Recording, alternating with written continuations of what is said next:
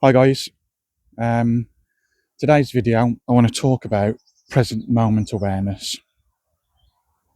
I want to talk about what present moment awareness is, why it's important, and how we can practice it. um, well, actually, the how we can practice it might be in another video, otherwise this video might be a little bit too long. So what is present moment awareness? Well, that's actually really simple. Present moment awareness is simply the ability for the mind to rest on a single thing, or in what some people call just the now. So, this moment. Now, that's a very, very difficult thing to do. So, what present moment is very simple, but why we can't do it is probably a different question or a more complicated answer. So, the reasons we can't do it is quite simply because our minds are not conditioned to do so. So our minds jump about from thought to thought.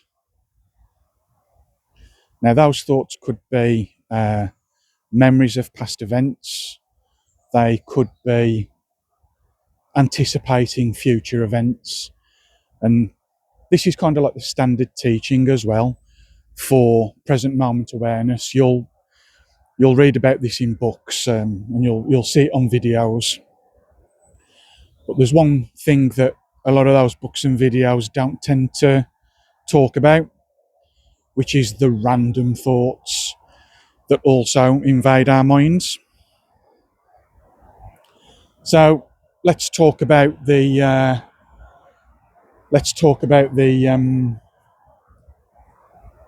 past and future thoughts first. So I mean, you'll recognise this, right? You'll recognise this if you pay attention to your own mind. Quite often, we live in the past or in the future. So, living in the past means that we have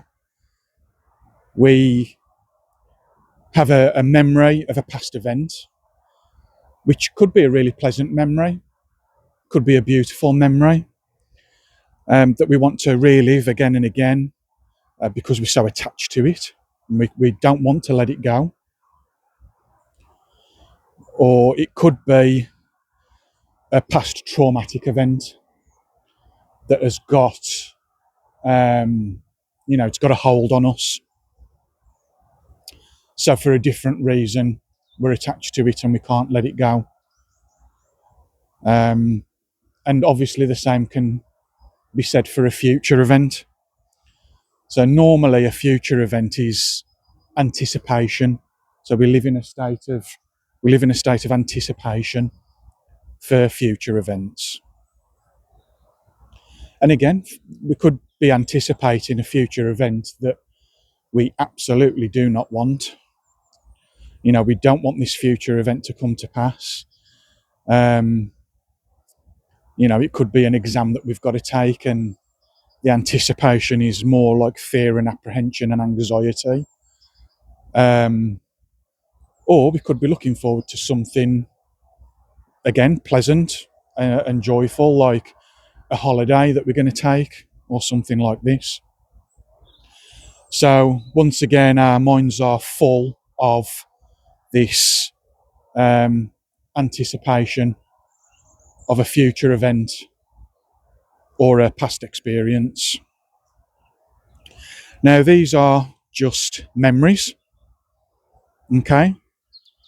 And what memories are, they're simply thoughts. Memories are nothing more than thoughts. And thoughts can also become changed over time. So we have a thought, or we have a memory, and because our minds are essentially unreliable, that memory can become, well, it can change and it can be distorted and twisted over time. When we relive past events or we anticipate future events, it doesn't ever tend to be the same. It always tends to be different each time we remember it. So our minds are plagued with that kind of stuff all the time. And then, as I say, in between, we have the random thoughts. And these random thoughts are completely made up, completely fictional. So we can be having a conversation with somebody in our heads that's never happened, that's never likely to happen, but it's a conversation that we're having with them anyway.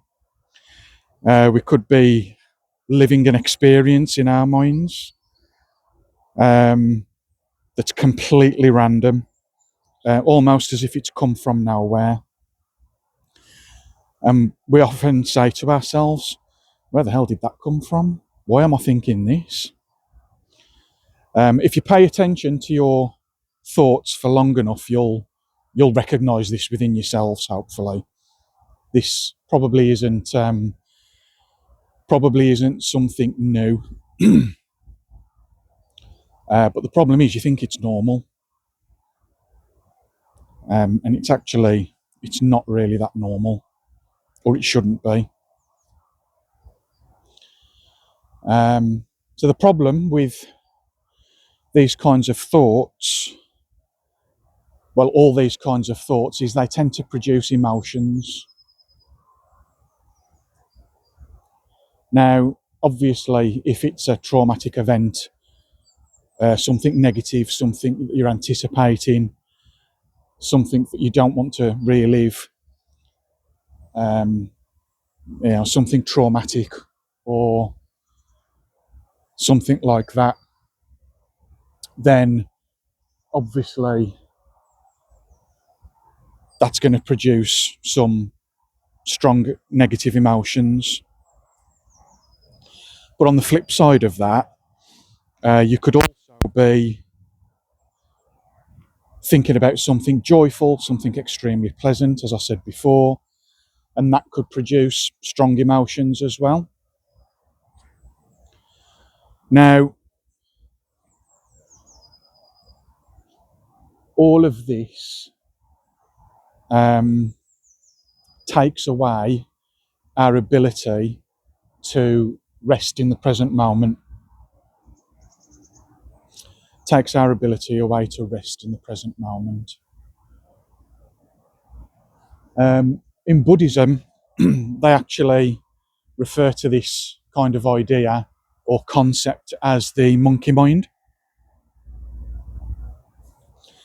But I think of it, or I kind of like to think of it, as the mind is like a puppy. And what does a puppy do? A puppy jumps around from thing to thing. It bites things. It goes to the toilet on the carpet or where you don't want it to, and it's completely uncontrolled. So what do we have to do with a puppy? We have to train it, don't we? We have to tame it. We have to get it under some kind of control. And that takes effort, and it takes a lot of training.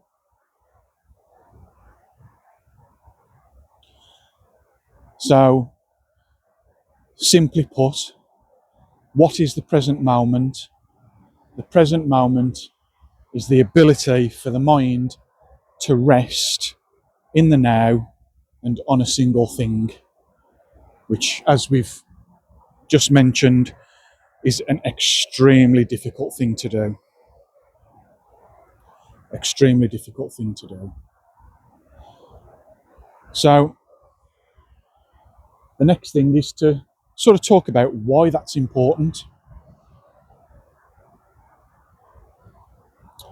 So it's important because all of this excess thought and all of this sort of excess emotion depletes the energy of the mind. So we all know that the body has energy. And I'm not talking about some sort of mystical life force, which is a separate thing, or energy that's built from certain practices. It gets energy from the sun, from the food that we eat, and from sleep. But what we don't recognise, or what we don't tend to recognise, is that the mind also has its own energy as well. So when we're excessively thinking and excessively feeling, the energy of the mind gets depleted. Now, when it really gets depleted, that's where depression can set in. Things like depression,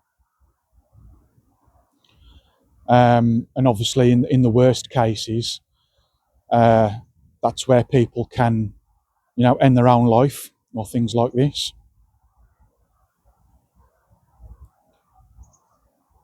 So it's really important that we get the mind under our control to some degree.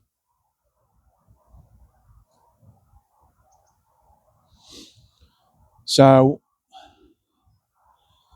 I'm going to do another video on the actual methods and practices of how we can get control of our minds. But what I'd like to invite you to do is just try it and become aware of how your mind operates. Okay? Just as a precursor exercise, because it's always worthwhile discovering within yourself how your own mind operates. And unless you do some sort of mindfulness practice or some sort of inner cultivation practice, you'll probably be completely unaware of how your own mind works. I often say to my students, most people don't know themselves. So you don't have to do it for very long. Just when you've got 5 minutes, just sit down and watch. Sit down and observe what your mind is doing and see how many times you get lost in thought. See how many times you get lost in thought. And just don't judge it. Don't judge it. Because the other aspect of present moment of awareness is that you don't want to be judging anything that is going on or is happening. So sit in a comfortable place, close your eyes, and just observe. Just observe and just watch what happens. And you will see. You will see how many times you get lost in thought. And you'll be surprised. You may even be surprised about what kind of thoughts that you have.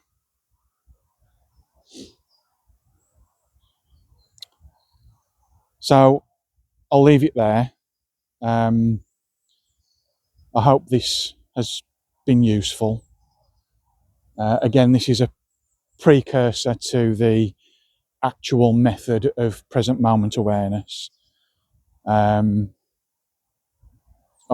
give that information in another video or another couple of videos.